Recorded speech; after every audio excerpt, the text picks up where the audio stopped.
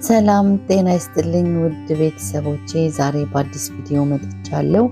ቆንጆ የተመጣጠነ የጾም ፕሮቲን ቁርስ ነው የምሰራው። የጾም ፓንኬክ በተለያዩ ፕሮቲን ነቶች የምስር፣ የአጃ የተለያዩ ነገሮችን በማድረግ እንደዚህ የምታዩት ይህንን አንድ ላይ በማድረግ ከፈጨሁት በኋላ እንደዚህ እቃ ላይ ገለብጠዋለሁ ማለት ነው። ከዛ እንደዚህ የማደርገው እንግዲህ እንደዚህ ቆንጆ አድርጌ በደንብ ቀላቅዬ ነው የፈጨሁት። ቆንጆ አድርጌ ከፈጨው በኋላ በባናና ነው የምጠቀመው።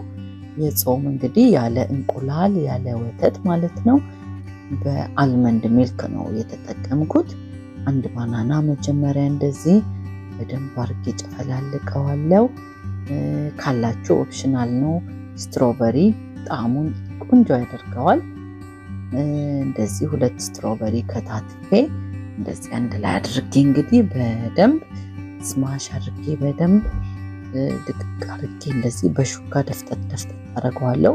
በብሌንደሩ ማድረግ ይቻላል፣ ግን ሞር ጣዕሙና እንትኑ ፍሌቨሩ ደስ የሚለው እንደዚህ በሹካ በደንብ ስናደርገው ነው። እዚህ ጋር አልመንድ ሚልክ አለኝና እዚህ ጋር ደግሞ የተለያዩ ምስርነቶቹን አንድ ላይ በመፍጨት ከአንድ ማንኪያ ባኪንግ ፓውደር ጋር አንድ የሻይ ማንኪያ ባኪንግ ፓውደር ነው የጨመርኩት። እንደዚህ አድርጌ እንግዲህ ሚክስ አደረኩት።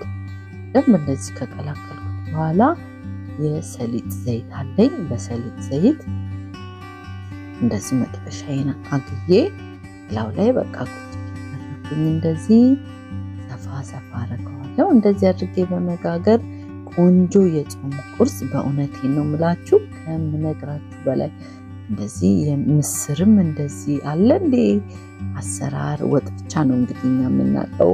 እንደዚህ አድርጌ ይኸውላችሁ ቆንጆ ፓንኬክ ሰርቻለሁ፣ ለልጆች ለአዋቂ። በእውነት በጣም የምትወዱት ቁርስ ነው። ስሩና ሞክሩት። በቀላል መንገድ የተመጣጠነ ፕሮቲን ያለው የጾም ፓንኬክ ነው። መልካም ጊዜ። see you next video።